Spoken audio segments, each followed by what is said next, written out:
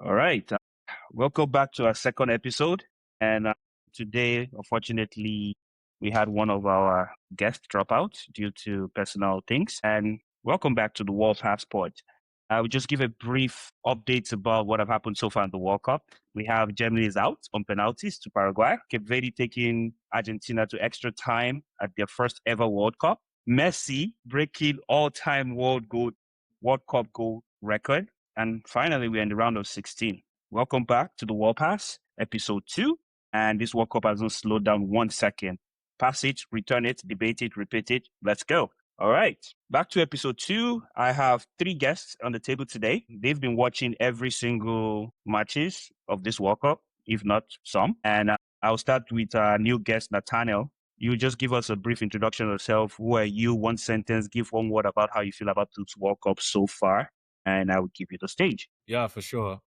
My name is Nathaniel, Nigerian, of course, based in Ottawa, Canada. But yeah, so far about the World Cup, the World Cup has been very interesting. To be honest, I wasn't sure what to expect with a World Cup happening in North America, I would say, because I just did not understand how, the US, Canada, that are not really huge soccer nations or football nations will handle organizing this is the biggest competition or tournament in sports history. So I didn't know how they were going to put everything together. But so far, it's been really good. I think the new laws that were placed in terms of making sure that plays were moving faster, making sure people are not taking forever to throw the ball, corner kicks, you have 10 seconds, take it or else, it's going to go as a goal kick. Everything that was implemented to make the game move fast, I think has made it a very, very watchable World Cup. And it's been really, really interesting. There've been lots of, not so many upsets, but they've been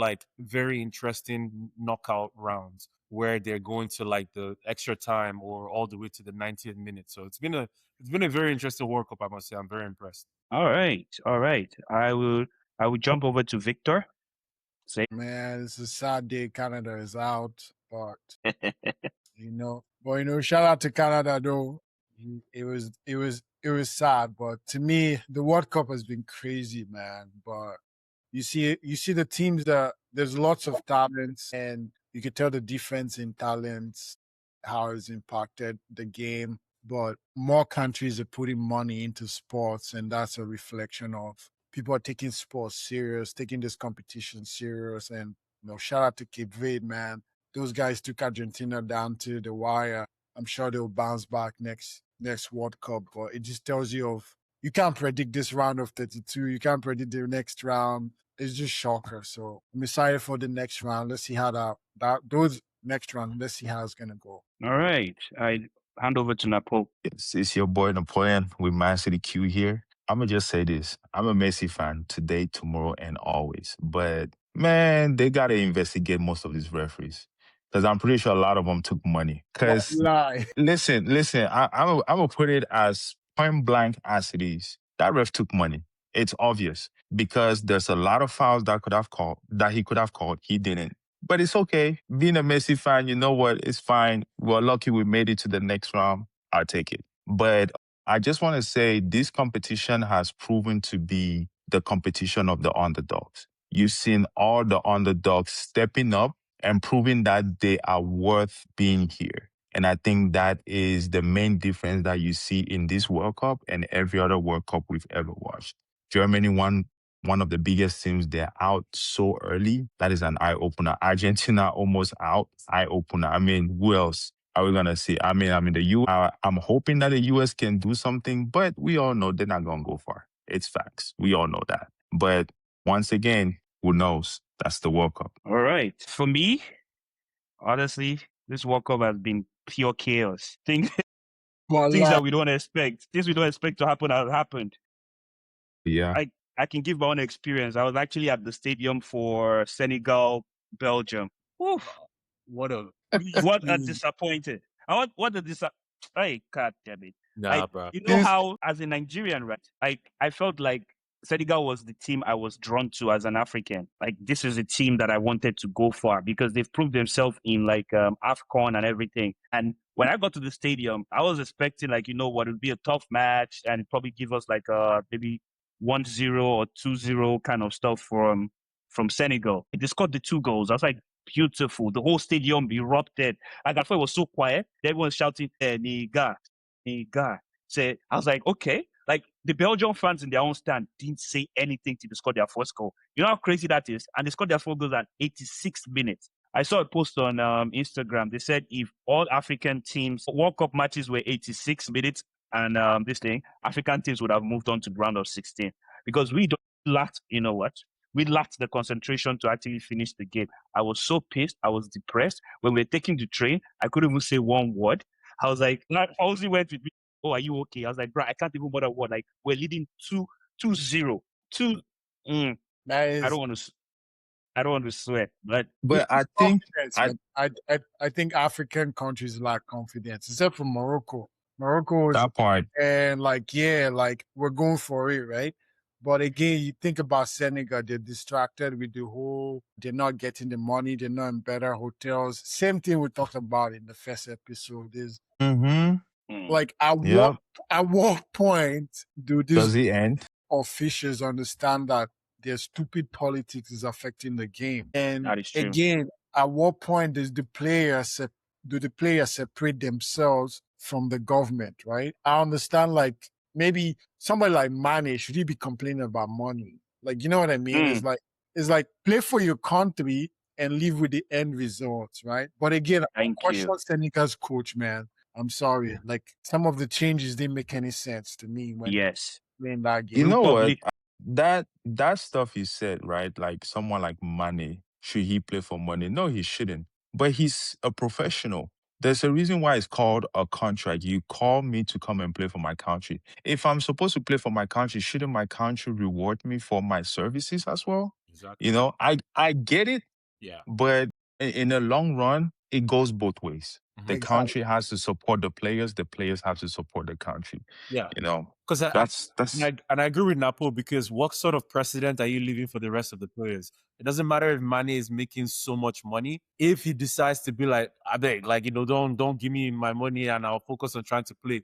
The other players that have not made as much money as he has made, they need to get that money from the government. So if Mane is not saying anything, right. also not pushing things, then there's gonna Yeah. be issues. So it's But Like, you know it's what?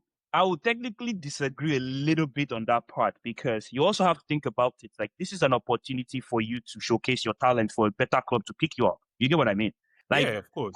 as I said, for example, I use an example now. I hope he doesn't get mad. Nicholas Jackson. I didn't see anything he did in this World Cup, right? So now, bro, let's just say you were going for like 70 or 80 million, right? Right now, what did you show in this World Cup to be warrants that amount of money to be paid for you? Nothing. So, like, the ethics I had with this whole World Cup situation was the fact that you guys had the lead. Like, the pride dictated that, you know what? Well, I'll fight with our FA. I'll fight with our football association later.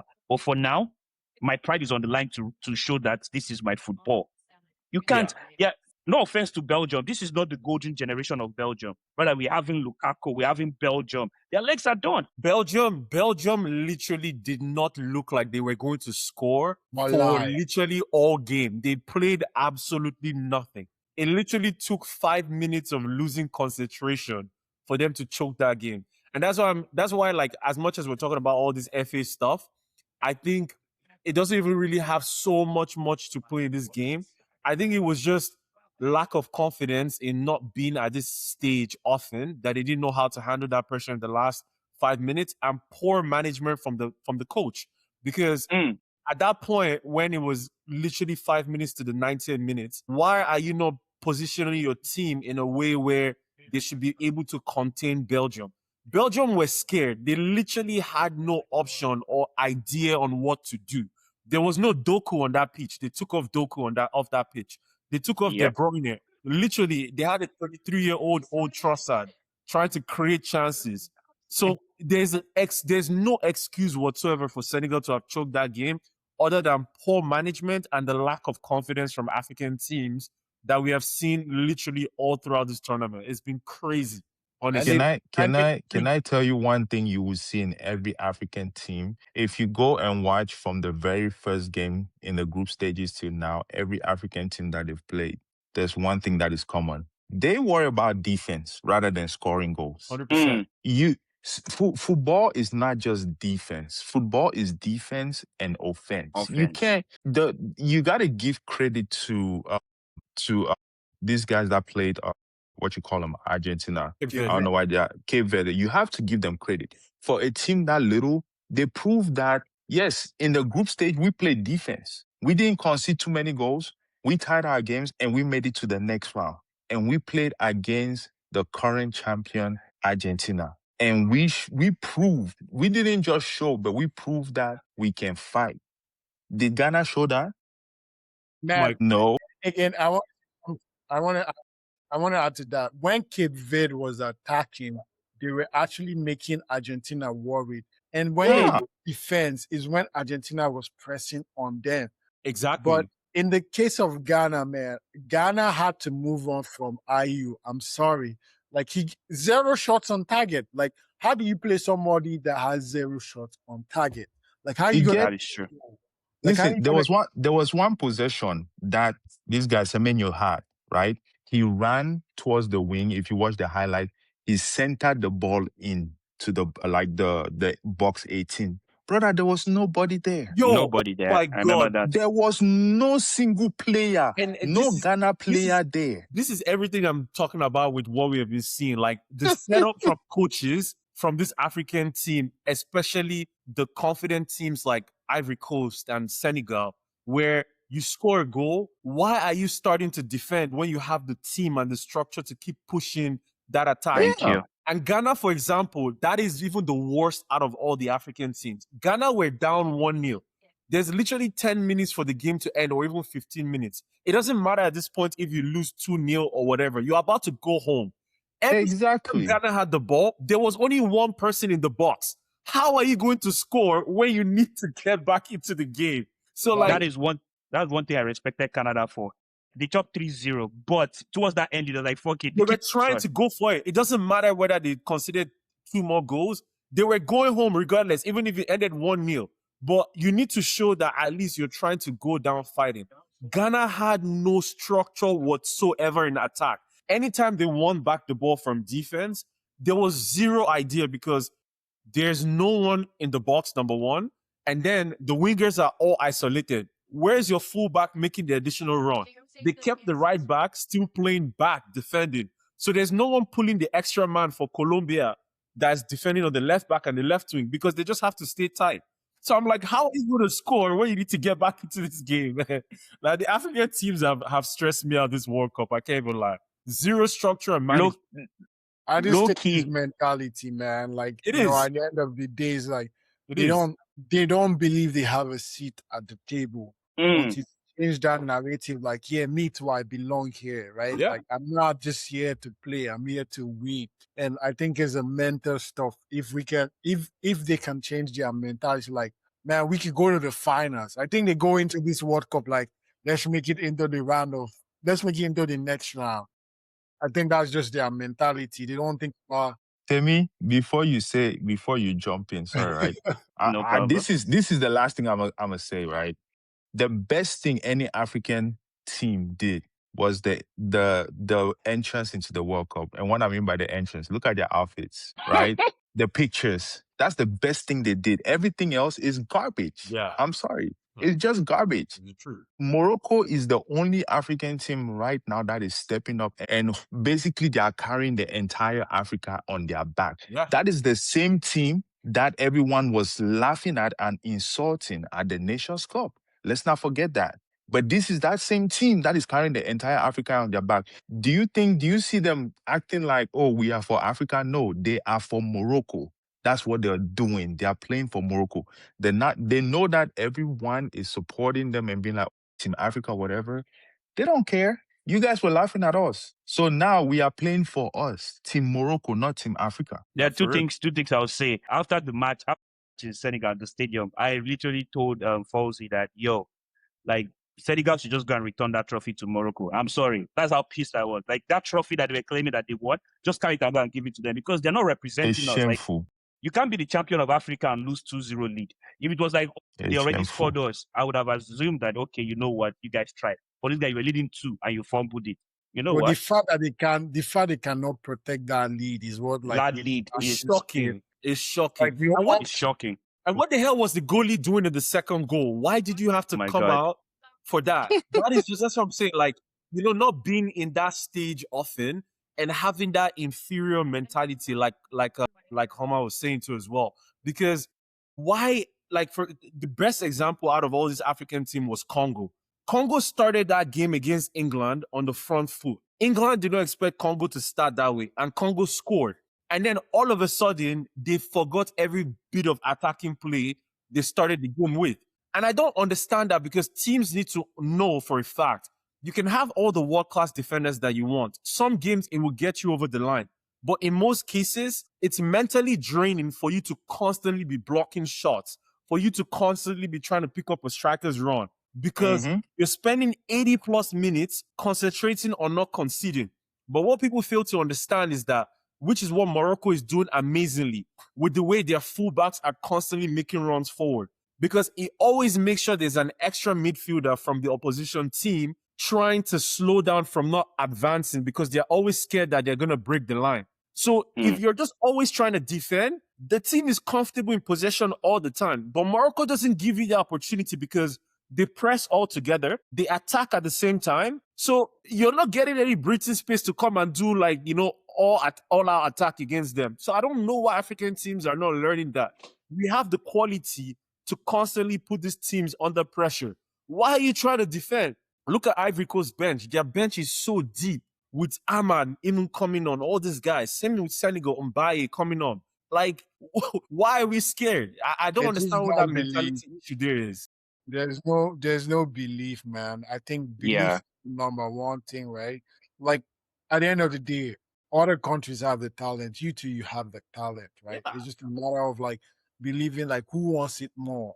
Like more, again, I always say Morocco has invested so much in their soccer, right? And you see, like, okay, we want to win. We want to make a name for ourselves. That mentality is what really, like, you have to separate the individual from the country.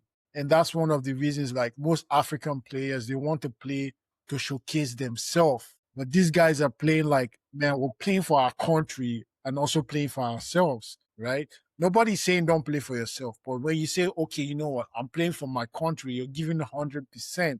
Like, bro, like you said, Hakimi is sprinting almost the entire full field, man. 90. He hasn't missed a single minute this World Cup. Yeah, He has you played know what I every mean? So it's like, single minute. to me, it's like African countries just get scared. Like we're not better than these people, or they are glazing Messi or glazing Harry Kane. It's like, no, bro, I'm trying to like come for your neck. Like, you know what I mean? Like, no, I'm trying to defend 90 minutes. Harry Kane, you're not getting any goal. Messi, you're not getting any goal. Look at Cape Verde. It's Like, let's be like, bro, it's if that game had gone to penalty, I had them winning. is Yes, they the most likely would have won that match. bro is the system. It is. All right. Every African team system is not designed to win. It's true. Yeah. Is as sad as it sounds, that's just what it's not designed to win. It's designed to play football, but not to win. Because when you look at them, right? If you look at that Hurricane second goal, dude, literally 4 players led this man. They were just standing. Bro. See, it's funny. Go back to the Lukaku's goal. Go back to Lukaku's goal against Senegal. This guy was My Lukaku. goodness. Lukaku that we have seen so much. You let Lukaku get in front of you, the Senegal game. You let Lukaku literally were in front of him. There was no blocking. There was no closing down. There was no staying tight. I'm like, what is this mentality issue going on here? I would say. I would challenge every African team that is going for a major competition. Bench all your star players, right? Bench all the players that are playing in Europe. Carry the players that are playing local. Let's see the difference of Well, how those teams how perform. many of those guys will make it to the team, right? Bro, listen, right? And the reason why I put that statement as it is, right? Because those guys are hungry. They don't want to, they want to go to where the ones that are in Europe are. They want to take their spot. So with that being said, they'll be more hungrier. They're going to do a better job. They might not be better in certain things, but you will see the hunger and the want and the need to try to perform as compared to what you're seeing right now with the players that are playing in Europe coming and playing for international. Like Ahmad is balling. What about Diomande? What about all these guys for Ivory Coast? Like that, those kind of teams should not be struggling, Possible. but they are. Their system is just not. It's not meant to win. Yeah. It's just what it is. Okay. I'll just throw my last cent before we move on to our next topic. I would just feel like I do believe that if Nigeria had gone, we probably would have done better. I know it's my personal opinion. I do believe we would have Man, done don't better. say that, bro. We don't know if we Here, have. here, We don't here, know. We don't here know. we are. But you know What? what? With You this know what? conversation. I don't You think know we We what? have been Mark my slapped. word.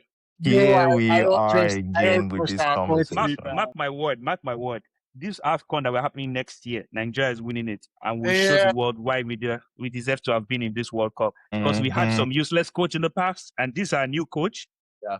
I give it to him. To be honest, I agree with Timmy a little bit. Like Eric Chell, if you take a look at what Eric Chell has done, like majority of Yes. the points that we lost and the reason why we're not at the World Cup is as a result of the incompetence of NFF in not firing and hiring the right manager on time.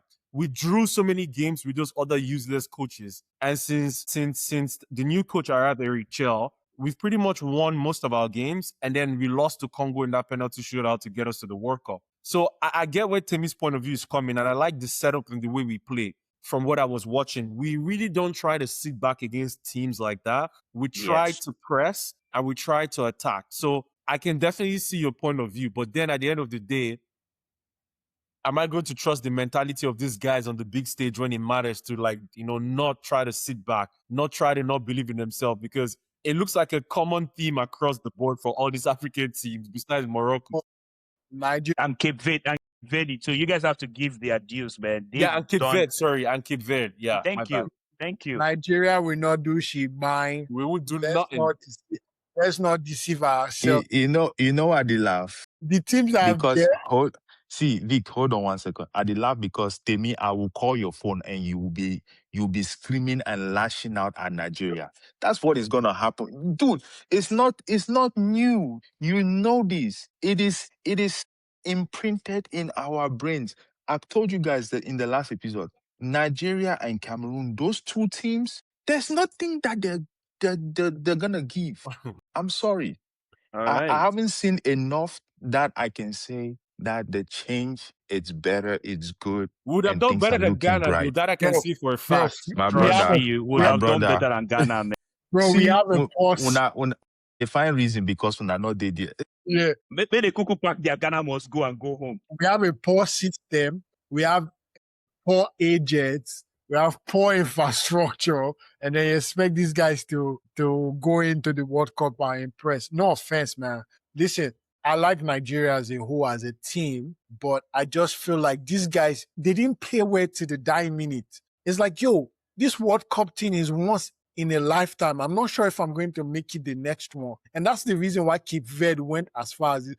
Bro, these people have only 500,000 population, but you can see the hunger, the test in them to play. That hunger and test is not in the big African countries. That's why they keep doing performing at the lowest. You just said it yourself too. If you check what Cape Verde have done in the past years with their academy and their facility, they've actually invested a lot in football, in trying to make sure that they're doing the proper training, preparing these guys. They've been preparing for this for the longest time.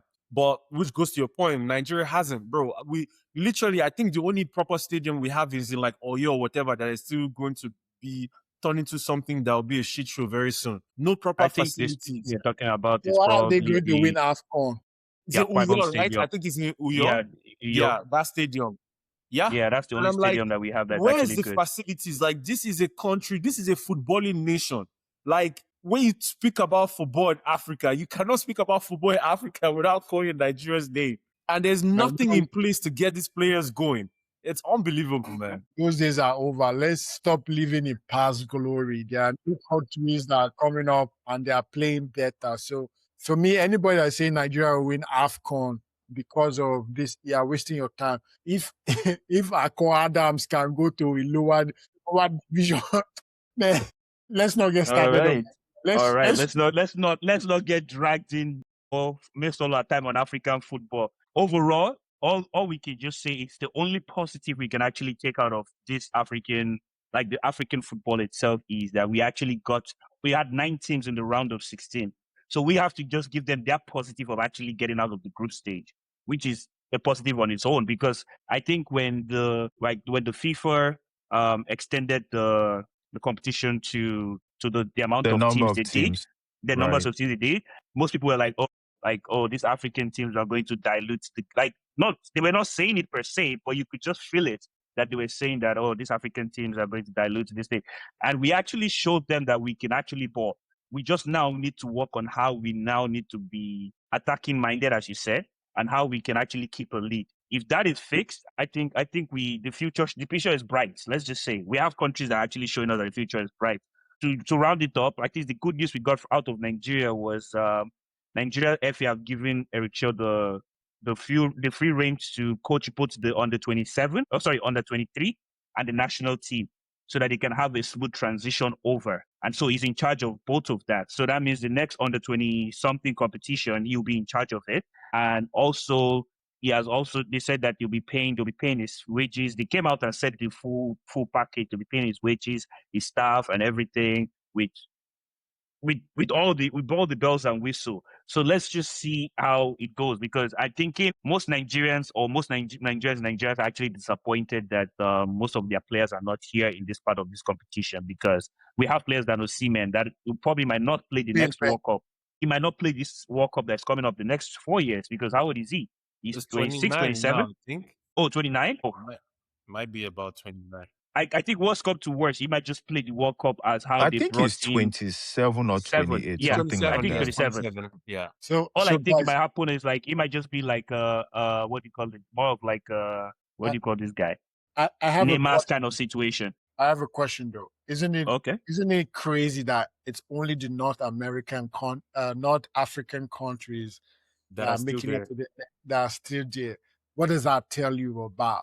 It just tells us that we need to work on our infrastructure, because if you look at those North African countries, they tend to focus on their infrastructure well. And Bro, I don't know much about Egypt. Algeria didn't do good. I don't know about Egypt, but from what I can see with Morocco as the shining light right now, they've performed miraculously. And so I'll say something, not to deflect back to the African stuff, but when you hear of those African Cup, you always hear of what's the name? Is it Ahali or Ahila or something? Yeah. It now is beginning to tell like they've won the trophy most of the time, right? Before you used to hear of Eyimba, but yeah, honestly, man, I feel if I talk about Nigeria, I'm going to cry. But I know. let's just move on. If we talk about Let's Nigeria just in this move pod, on, bro. if we talk about Let's Africa in just the whole, move on. we can spend the whole One day we'll dedicate a session to that. Africa. All right. So we move over to our next segment. The round of 32 is done, and we're in the round of 16. Congratulations to all the teams that are here. I'll call it. I want you guys to give like a short, brief reaction, no essay or nothing. Just brief, straight to the point. So I'll start with Napo. Paraguay knocking out Germany out on penalties. Germany, one of the tournament's favorites. What do you think about that one? Germany is shit. Simple as that. Wow, straight to the point. Nathaniel, this is for you. Cape Verde, the smallest nation in the World Cup, took Argentina to extra time. Yeah. Messi scored. Cape Verde equalized twice. Argentina barely survived. Brother, what do you think about that? Of the World Cup, man. Yep, To be honest, you right. that's just going on Yep. what Hamatu said as well. Definitely that second goal has to be goal of the tournament so far. And that is the game of the tournament so far. I'm a Messi fan, ride or die, wherever it goes. Once Messi leaves Argentina, I don't care about that country anymore. It's none of my problem. I don't want to even know. But speaking about that game in particular, that game just shows you again everything we've discussed that we've summarized here. What the ability to, number one, be mentally strong as a nation, play together, and attack. Every single time Cape Verde in that second half and also in extra time attacked Argentina, they looked like they were going to score. And that was insane to me, because I've never seen any country besides France in the final 4 years ago, do that to Argentina. So that was an awesome game, to be very honest. And again, it shows you how good these African sides can be if they use their attacking talent. Because let's be honest, I do not know any single player from Cape Verde. I've never heard Nope, a single one of them.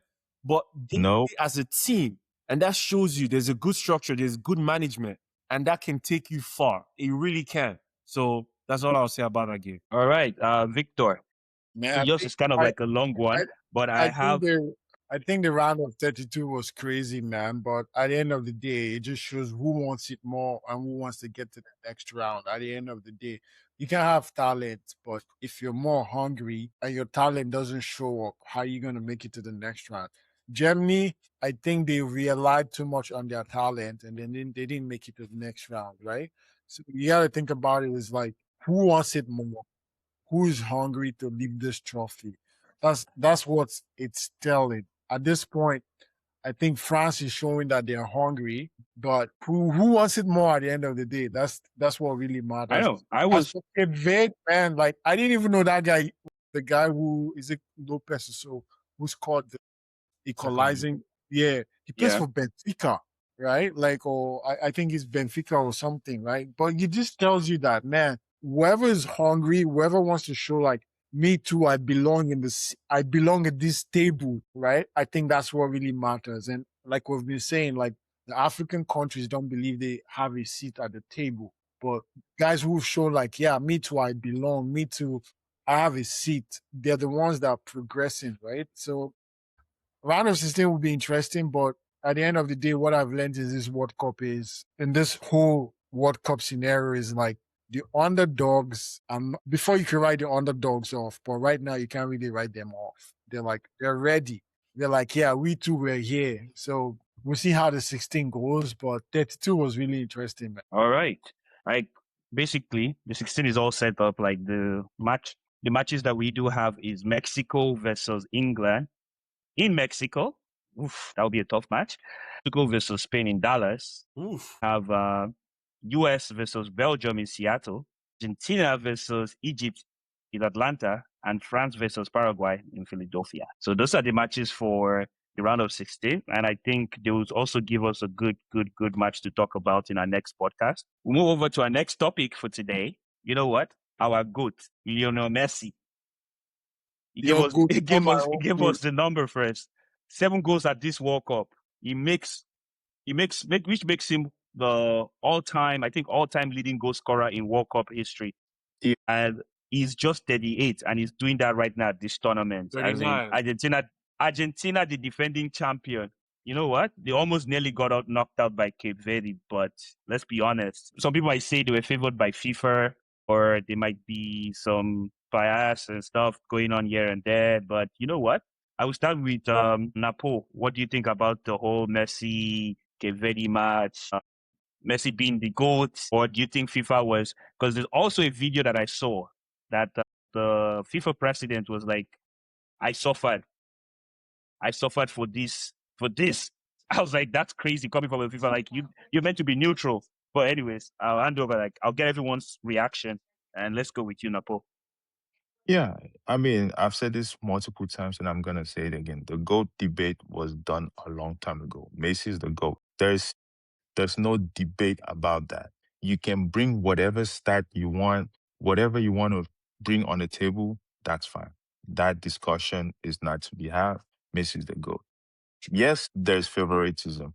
And it's not just to Argentina, it's happened to a lot of teams. It's happened to Portugal, it's happened to England. I mean, the list goes on and on. It's football. We all know this. This is not something of today. The favoritism is something that has happened before we all were born to today. Most likely it's still gonna keep happening in the future.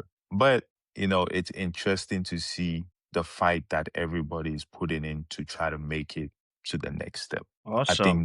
I think that's the beauty of the game. All right, Nathaniel, what do you think? Again, to be honest, that debate, just going back to what Napo says, the whole Messi Ronaldo thing, like I'm honestly tired of the whole thing in my ear, to be very honest.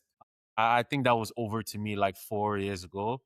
Yep. again, take away every stats, take away trophy. We're watching football. We know we're watching with our eyes. And the whole argument for the longest time about goal scorers, like, you want to talk about Ronaldo, you're telling me about scoring goals. I'm showing you a man that can not only score you goals, but can create endless chances for a team and is the backbone of a team in midfield and everywhere around. So Messi has been unbelievable to watch in this World Cup. And literally, this guy is 39 years old. And you just see him walking around the pitch and you think this guy is just being lazy or whatnot. And the moment he gets the ball in a deadly area, he comes alive like I've never seen in my life with any player. He gets the ball and immediately his teammates understand what is about to happen. Like it's ridiculous to watch. And again, just seeing the records that he's breaking, I think he has scored in 8 consecutive World Cup games now, and no one has ever done that. He's the highest goal scorer with Mbappe. Think about it. We're talking about Mbappe in his prime, Kane in his prime, Harry Kane in Harry Kane in his prime, Haaland in his prime, all these top strikers, and Messi is still in the conversation as a top leading scorer at the age of 39. And he's not even playing strike. He's literally a midfielder, a 39-year-old man that is not athletic at all, So he's unreal. And of course, I think Argentina will need to work on the reliance of Messi this World Cup. Just to summarize, I think they're relying on him so much that it's going to bite them in the ass in the coming games because other players need to step up. The coach needs to stop playing Lautaro Martinez because I have never seen Martinez have a good game for Argentina. Julian Alvarez was the guy that worked last World Cup with his pressing from the wing. Yep. That needs to stop. It makes no sense. Argentina is also missing Di Maria. There's so much reliance on Messi.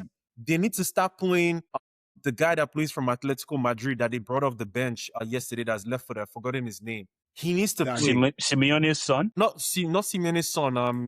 This guy that plays in Atletico Madrid, he just did. Is it Toglofiko? It's not I'll forget his name. He came on yesterday. Sorry. I'm gonna round up. Let me just find this guy's name immediately. I hate that I forget. But his name is Nicolas Gonzalez. Yeah, Nicolas Gonzalez. Like, there's so much threat with him coming from that left wing as well. And same thing, Lautaro does not know how to play with Messi.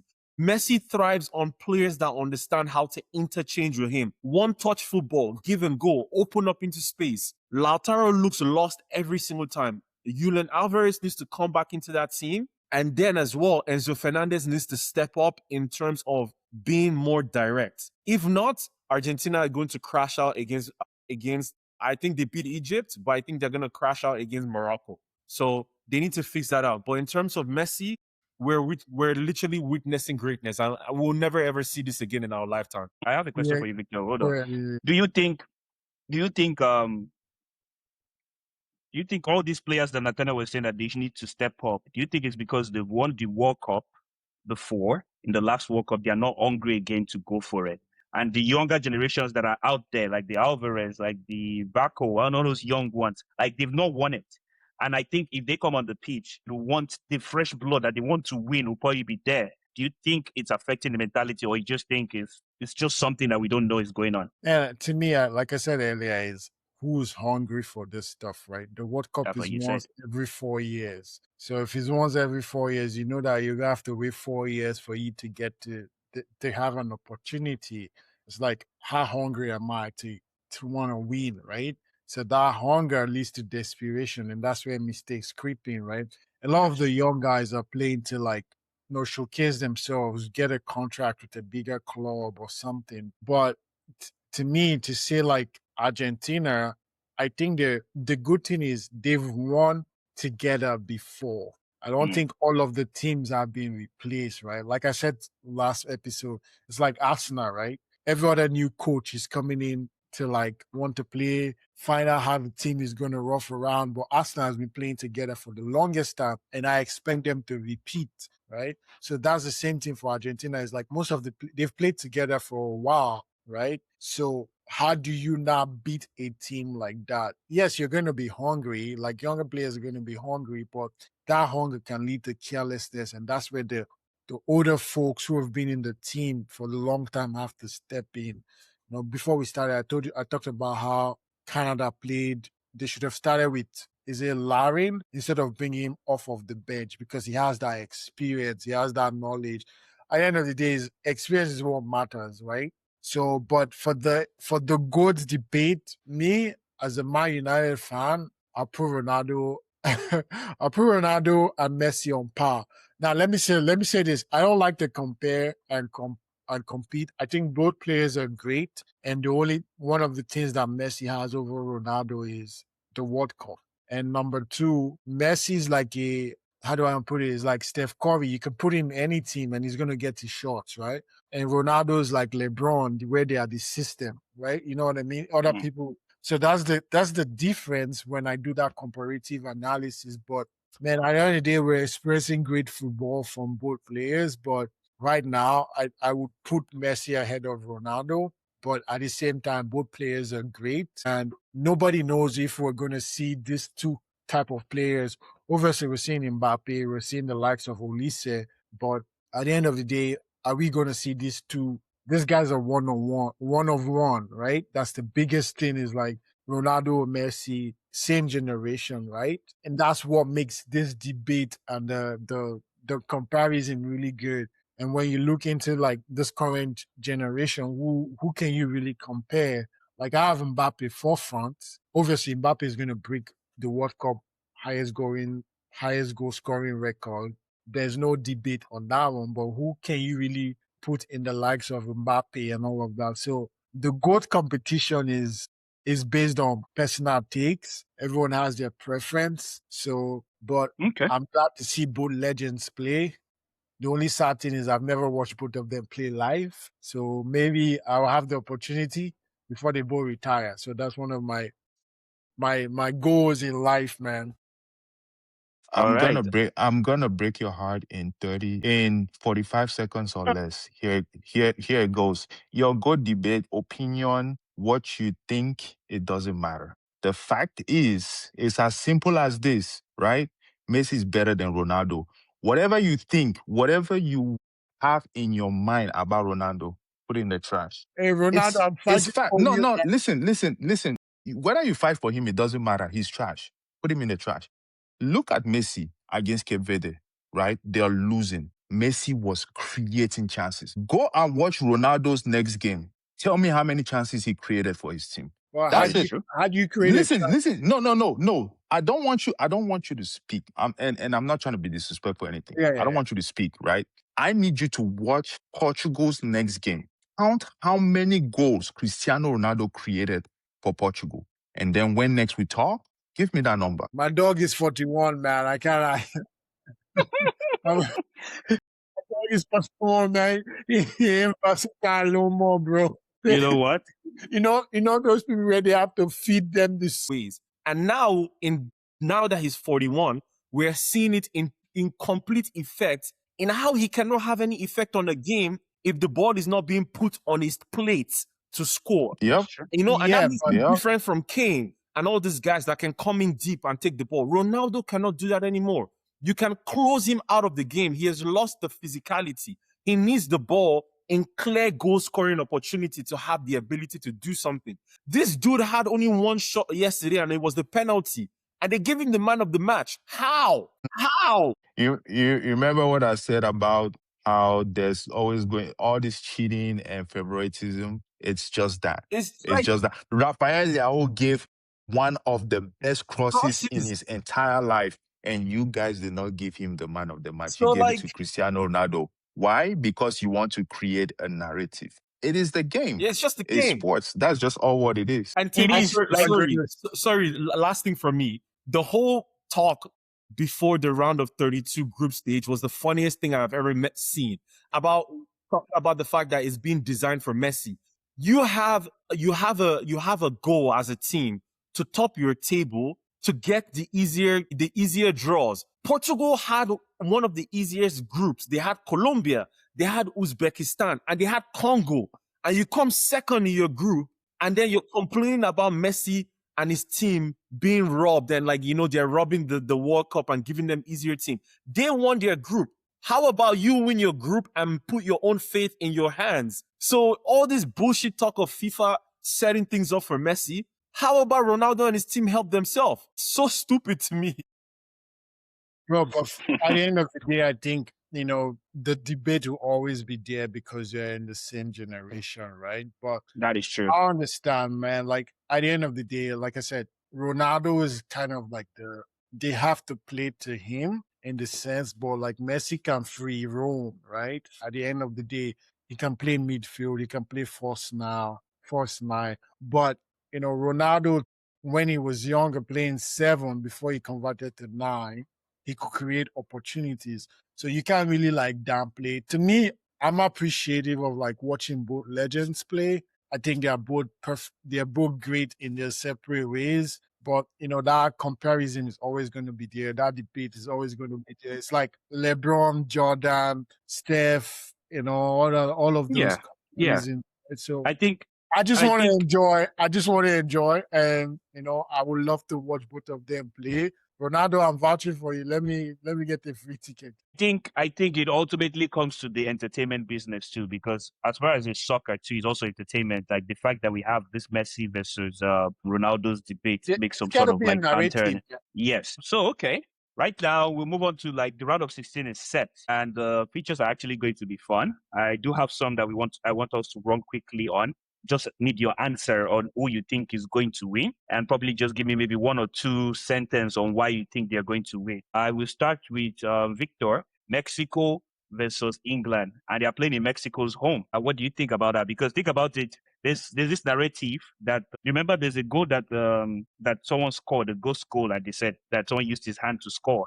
I don't know if it's that or something, but there's this rivalry that Mexico is having with England that in the past that they've won England and now England is coming for revenge. But the news said that when they had this press conference, they said no, they are here to make their own history. Chuku said they're here to make their own history. Their captain said they're here to make their own history. So they actually want to beat Mexico. Who do you think is going to win?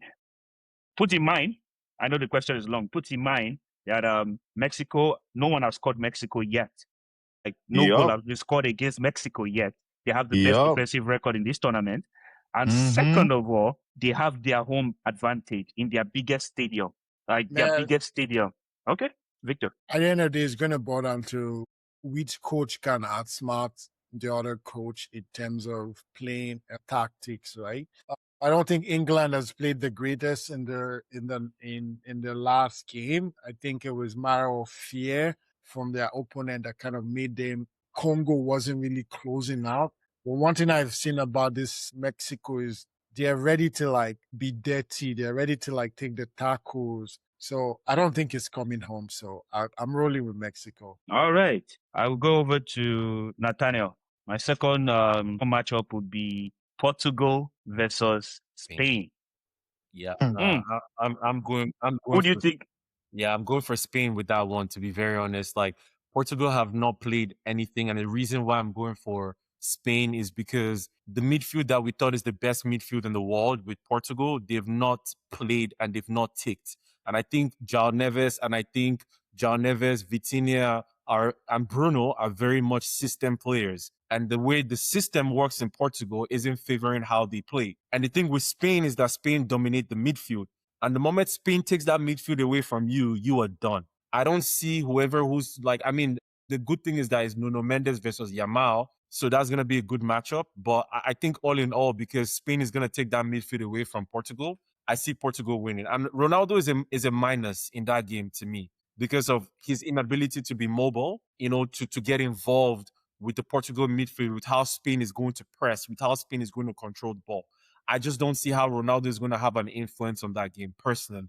So I'm going to go with Spain. All right. Napo, for you, I know you're based in the US, so I saved that for you. So we have US versus Belgium. Americans on their home soil. Who do you think is going to win? Before I answer that question, I'll call two names. Cunha and Yamal. Remember those two names. Okay. Cunha from Mexico, Lamine Yamal from Spain. United States is garbage without Balogun. Yeah. And he has the red It's card. as simple as that. He's out. I don't know what's gonna happen. Everyone is screaming about Captain America, Mr. Pulisic. That man hasn't done nothing for that team. He hasn't showed up. He had his one moment, and then they were all screaming, "Oh, Captain America," trying to worship him. I'm sorry. The man of the United States team is Balogun and he's not there. How that game is gonna go, I don't know. I mean, United States, they've proven that they want to win, right? But that game that they lost to Turkey also showed you a glimpse of facts that they can fall. But I mean, they've proven that they want to win. So that game is easily gonna go to anybody. But they're playing Belgium, right? Yeah, Belgium.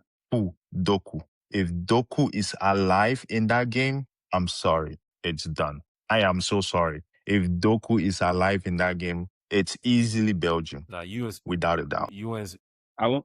I'm rolling with the US I'm on running this with the one. US 100%. I agree with you. Like Balogun is like the heart of US, right? Like you need that number 9 that's hungry for goals, and I don't think they have an actual replacement.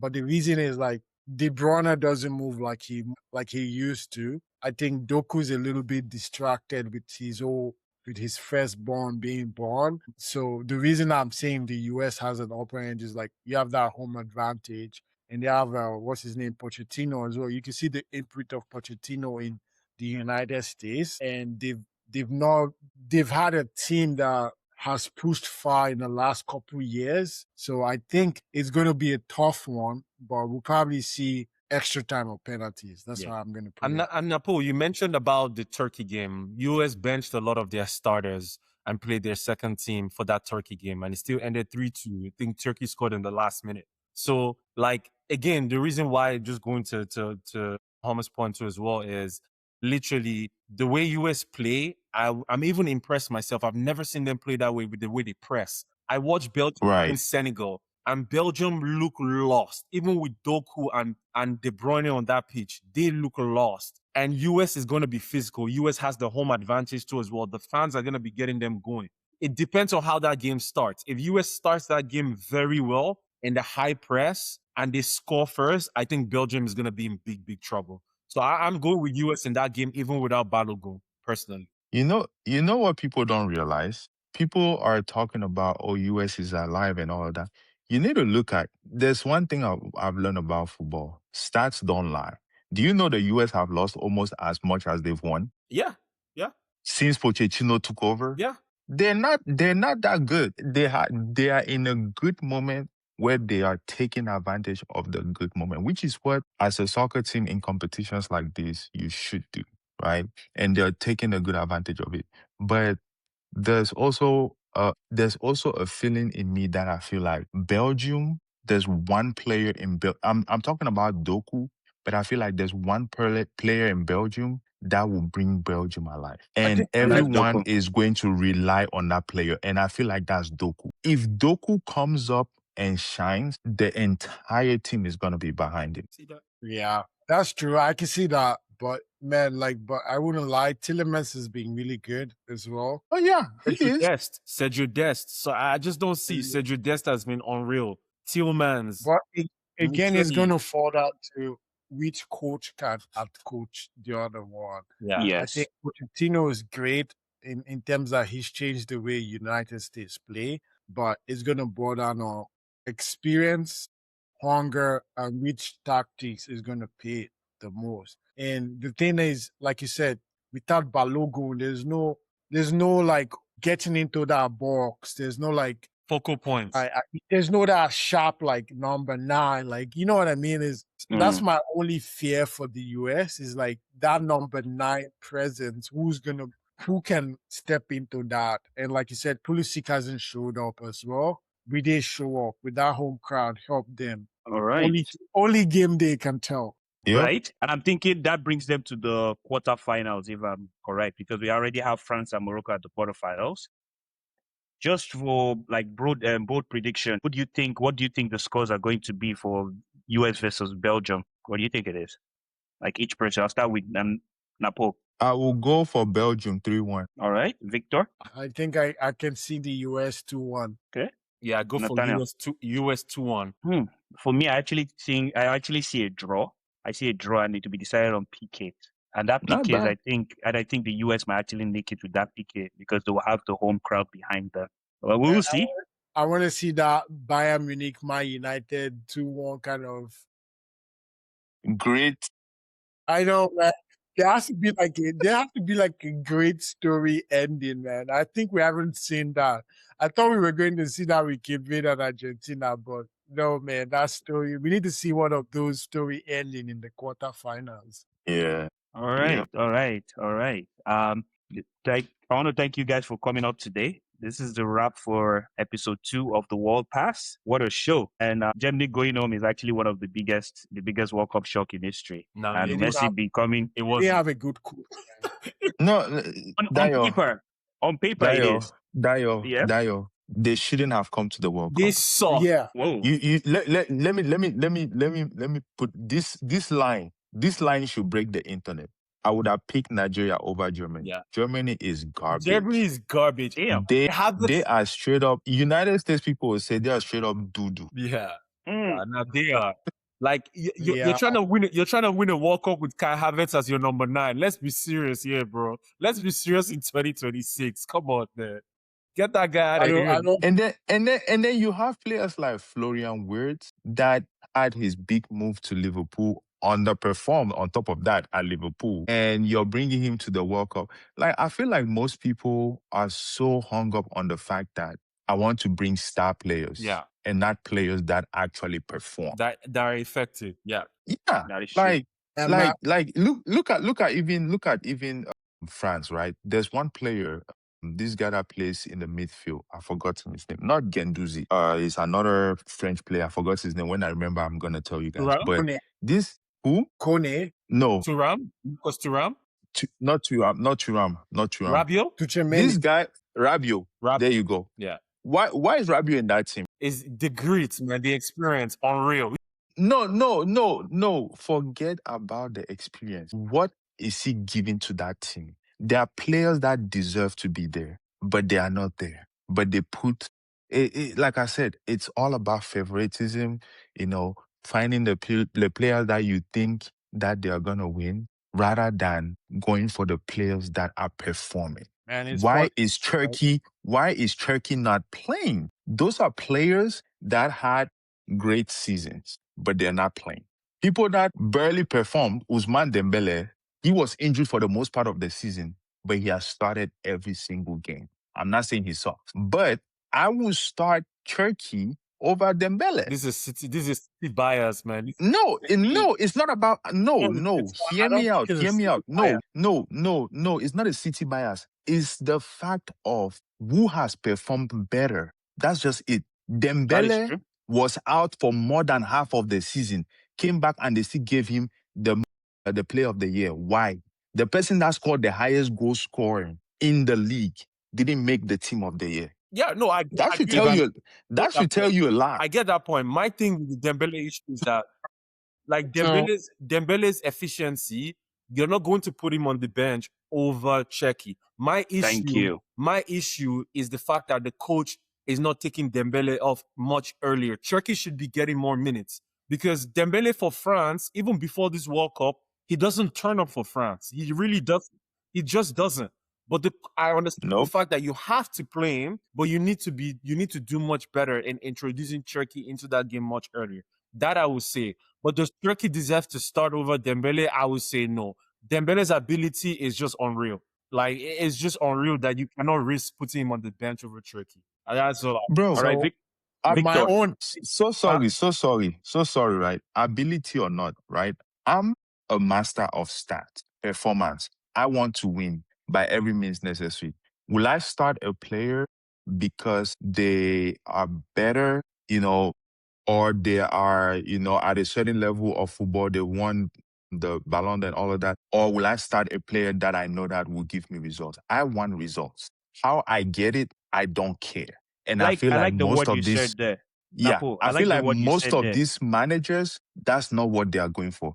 They are going for players that they trust. They are not going for players that will give them results. So yes, Yeah, Napo, you also have to but- think about Victor. 1 second, let me just round this Napo's this stuff. Like, you also have to think about the fact is that we are not the coach. We don't know what is seen in training. Like, you also have to think about it, right? As a coach, you also have to put your gut feeling into picking the team that you feel like will play for you as a person. It's like, you're using, let me use Man City, for example, like Tijani started very good in the season for Man City. Then all of a sudden, Pep dropped him. And it was like, okay, you know what? People were criticizing that for like, oh, why is Pep dropping Tijani? Like, he's playing good, he's doing this. But all of a sudden, like, you know what? Pep saw something in training that we didn't see. That you like, you know what? He's not going to be starting anymore. Ultimately, we have to let the coach do what they have to do. When at the ending, we can now criticize them and say, you know what, you didn't play this person, you didn't play that, you didn't play that. Look at it. He didn't even play Kante. Like, he hasn't even used Kante at all. Why bring him? Right? You know, even that Tijani that you mentioned, that guy barely even played for Belgium. I mean, for Holland this No, I know, World Cup. but no. I'm just saying, like you can get like the coach have to decide who he thinks. Like people are complaining about Tuchel bringing like players that he brought, but he's the coach. He decided who he believes will play for him. Because you also have to understand that even if you're the best player, you also have to play for the coach as a person. Like you're not just playing for yourself. You have to play for the coach, or you have to believe the coach has to also believe in you that you're actually going to do something for him. Victor, sorry I cut you off. Can you? No. I totally agree with you. For me, I always say the game is political, right? Mm, You can say whatever you want. Like you could be the hardest That's worker in fact. your job, man, but they're gonna promote somebody else, The right? truth. that is So true. so at the end of the day, we have to factor in like the game is political. The coach is gonna put someone that resonates to him or someone that he really likes. It doesn't matter your ability, right? Like you can see someone that really works hard at a job, right? For instance, but someone that just kiki laughs, that person will be selected over the person you think that really wants that job. So there's a matter of like relationships, right? Like Yeah. how well does that player relate to the coach, right? There's that, right? Is this player receptive of the information that I'm passing? So we can't really point the fingers, but I definitely agree with you, man. Like at the end of the day, is who works hard should probably make the team. But at the end of the day, there's that personal reflection coming from the coach. There's also like politics as well. Like obviously Yeah. there's quotas like, yo, this player has to go, right? At the end of the day, right? Can you say Kane was great in Bayern Munich, right? But are there players that Oli Watkins, can you say he wasn't great for Aston Villa, right? Rashford was great for Barcelona, but how much Golden have you starts. seen, how much have you seen like you know what I mean? So Yeah. there's always that politics, there's always how do you find the balance? And that's where the coach and the federation comes into play. Again, let's not talk about Africa. So I think that think we have to factor that in as well as like there's that mix of quality, politics, and preferences, right? There's always going to be preferences. I wouldn't want somebody that doesn't resonate with me on a team. I would probably drop you. So you have to look at character, right? As well, like how's this person's character? How's it going to fit in the team? Kante may not be playing, but there's that experience, there's that maturity, there's that I've been here before, and he's passing that transcendental information to the team, right? So, man, again, coaches they live and die by the players they bring to the World Cup. True. I remind you, like all these players have probably they've already played for this man before. And Cherky probably relatively new to his style. Will like, you know what? Who will you trust better? Is this someone that you've used in the past over and over and you trust that would deliver for you? Like you might not deliver currently, but you know mentally, like, you know what, this Mbappe or this what do you call his name? This Dembele, that last World Cup, he actually turned up for me when I needed him the most, right? Would you, in good conscience as a person, like this is the human part of you, will you decide like, okay, this is a new boy that, oh, they said he's the flashiest kid in town, like he will just come into the team and just take over? Like I think time will tell, because I'm telling you, maybe the next World Cup, Mbappe and Dembele might not be playing. Yeah, This is because where Turkey comes in to stand Ajida, up. it's also going to be a new coach. And again, like Napo, you need to understand that even Pep dropped Turkey at some point. And that's the thing, because Turkey plays for himself. He enjoys the game. He likes to show himself. And that's the thing that some coaches might have issues with, because they want you to focus on it as a team, as a collective, and interplay and change. Again, Turkey is an amazing player. I can see like his ceiling is very high. But with the way France play, I don't think you can justify saying that he should start. So that goes back to everything we've said. You know, how does the player resonate with the coach? How does the politics involved too as well? Dembele is a Ballon d'Or winner. You're not going to have a Ballon d'Or winner on the bench. It's not good for the optics, you know? So there's a lot to it. There's a lot that goes on to it too as well. That like Turkey just, there's no justification. But as I said when I talked about it earlier. He does have to come on much earlier. He shouldn't be coming out in the 80-something minute. 50-something minutes he deserves to be playing, because Dembele in most part is not influencing the game that much, if I'm being honest regarding That is true. And Dembele hasn't really played like full 90 minutes in 19 minutes. No, wow. Like Napo, Brother, 90 minutes or not, that guy hasn't. I personally feel like Dembele hasn't done anything for France. But the reason why I brought Turkey, right? Like, in as much as Pep dropped Turkey, I don't just think it's just how he performed, his showboating and all of that. Pep is a serial winner, right? And I think being a serial winner, he tends to overthink simple things that he shouldn't. And I think eventually it caught up to him and forcing him to bench Turkey. But in France, in that France national team, who else? Like, I'm trying to look, apart from Turkey, who else is that person that has those skills to give those passes, to make those, El you know, Olise. Olise. You said Apart from, Roma. okay, apart from Olise, that's the person I was looking for. Apart from Olise, I don't see anybody else. Yeah, it's just him. I feel like Turkey is that wow factor that if Deschamps used him a lot more, you would have seen better outcome. But unfortunately, I agree. But we wouldn't see that. it also falls to your opponent, right? He's gonna have to study his opponent. Who's gonna be my preference going into playing against this kind of individuals? Where that's where coaches. That's why I said it boils down to tactics and who can outcoach each other, right? So, but again, man, I just think the World Cup has so many talents, and it's just hard to see all of them play and showcase their talents, right? And I know there was a report on Czechia being frustrated as well, right? So, but Dembele should be going off at like probably 65 minutes. Much if he had earlier. There's scored. no reason. There's nothing. There's no justifiable Really, reason. He has not So- done nothing for France. Nothing. I can't even lie. Even that hat trick, it does not change anything. He hasn't done much. All right. I think we're rounding up. I know we can keep going for like 2 hours if we Lie. if we let this conversation keep going. Final word for my guest. And before you guys leave, I just want you guys to like have one sentence, make it land, let it be memorable. And I'll start with Nathaniel being the first time being on the pod. What sentence? What am I like summarizing? Just anything that you're feeling about this whole World Cup. A bold prediction, maybe Arsenal is winning the next season. Who knows? Or something memorable. We just want something that we we can bring back to, like, remember when you said that on the second podcast? Okay, Let's go. I think I'm gonna say Argentina is gonna shock people. I think people are not really understanding that they can do it. So I'm gonna say check back in a couple of weeks, and people are gonna understand that they can actually do a back to back. All right, Napo. The GOAT is here to stay. It's as simple as that. If you don't know who the GOAT Good is, check. Good check this. I can help you out. I can help you out. Victor. Vamos Brazil, man. I'm Hey rocking God. Okay. Brazil. Hey God. Hey God. You know Hey what I'm saying? God. We're making it to the final. Chop out. We're making All right. it to the finals. Vinny, Casimiro, Cunha. man. You know my favorite. Like, to be honest, like I feel like this is gonna be a repeat of France '98, Brazil versus France, and Brazil is gonna take it home. All right. I like how you called Brazil. I like how you called Brazil. And in these conversations, we never even had Brazil come up because they were not that relevant. Hey. And that is funny. But anyways, I want you all to follow all our guests. The link will be in the description. Go show them love. And if you're new here, episode 1 is already out on the YouTube channel. Go watch it, share it, send it to someone that you think loves football. Subscribe so you don't miss any episode. And we try to drop every episode once a week. And the World Cup continues to deliver. Until next time, pass it, return it, debate it, and repeat.